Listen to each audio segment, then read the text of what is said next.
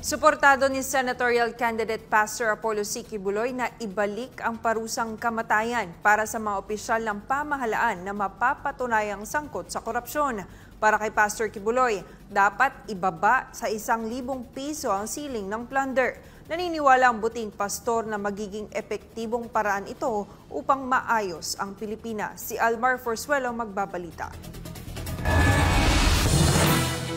Sa isang demokratikong bansa tulad ng Pilipinas, ang gobyerno ay tinatag upang magsilbi at protektahan ang kapakanan ng mamamayan. Subalit sa pagpasok ng Marcos Jr. administration, tila unti-unti nang nakakalimutan ng mga nasa posisyon ang tunay nilang tungkulin. Imbis na serbisyo, pansariling interes at kapangyarihan na lamang ang inuuna ng mga politiko. Dahil dito, napapanahon na upang maibalik ang tunay na serbisyo ng gobyerno sa taong bayan. At yan ang isinusulong ngayon ni senatorial candidate Pastor Apollo C. Quiboloy sa ilalim ng kanyang kampanyang Ayusin Natin ang Pilipinas.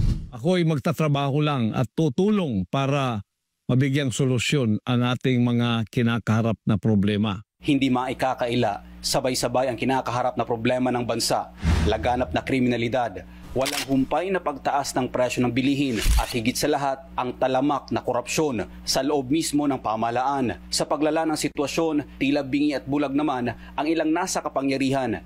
Imbis na tugunan ang krisis, mas lalo pa nilang nilalamon ang kaban ng bayan. Tila walang takot at walang konsensya. Kaya't malinaw ang paninindigan ni Pastor Apollo C. Quiboloy, ang pagtakbo niya bilang senador ay hindi para sa sariling kapakanan, kundi para sa mas malawak na kapakanan ng sambayanan. Anya, ito ay bahagi ng kanyang advokasiyang Ayusin Natin ang Pilipinas, isang panawagan para sa tunay na pagbabago, tunay na malasakit at isang gobyernong muling magiging tapat sa taong bayan. Ang una-una ko pong advokasya, ako'y magtatrabaho po. Pupunta ako sa politika, hindi ko hanap ang pera. Hindi ko hanap ang katanyagan. Nasa akin na po lahat yun. Hindi ko na po kailangan yun. Binigyang diin din ng butihing pastor na isa sa kanyang pangunahing hakbang laban sa katiwalian ay ang pagtatatag ng isang Truth Commission, isang makapangyarihang mekanismo na binubuo ng mga ordinaryong mamamayan na magsisilbing mata at tinig ng bayan sa pagbusisi at pagbunyag ng mga kaso ng korupsyon sa loob ng pamahalaan.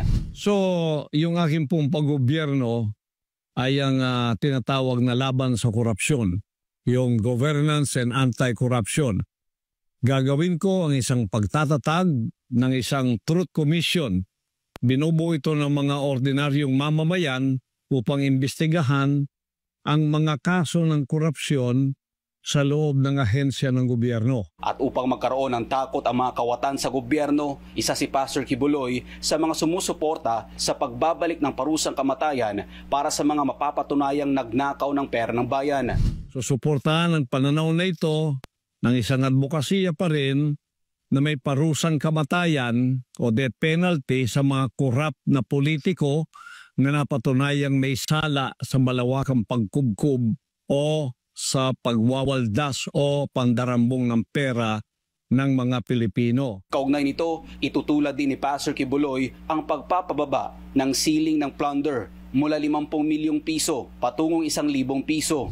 Yan po ay advokasya rin ng isa kong kasamaan sa PDP laban, si Atty. Vic Rodriguez. Pareho po kami riyan. Death penalty at ibinaba niya ang ceiling ng plunder from 50 million naging 1 million na lang po. Kung ako matutupad, kahit po 1,000 lang, kailangan may death penalty na sapagkat ang maliit na pagnanakaw at ang malaking pagnanakaw, pareho lang yan sa harap ng Diyos at sa harap ng batas ng tao. Sinabi din ng butihing pastor na ang tagumpay at pag-unlad ng kanyang nakamit sa pamumuno ng Kingdom of Jesus Christ o KOJC ay magiging batayan ng kanyang pamamahala sa buong bansa. Kaya't ako po ay narito pumasok sa magulong politikang ito, hindi upang magkapera, hindi upang kumamal ng pera o kaya maging tanyag, hindi po. Magtatrabaho po ako tulad na ako'y nagtrabaho sa Kingdom of Jesus Christ. Zero corruption, pagpapaunlad ng mga sinasakupan ko. Sa kampanya ni senatorial candidate Pastor Apollo C. Quiboloy na Ayusin Natin ang Pilipinas, sinisiguro niya na sama-samang kikilos ang bawat mamamayan upang maibalik ang gobyernong tapat makatao at tunay na para sa bayan. Para sa Diyos sa Pilipinas, kung mahal Almar Forzuelo, SMNA News.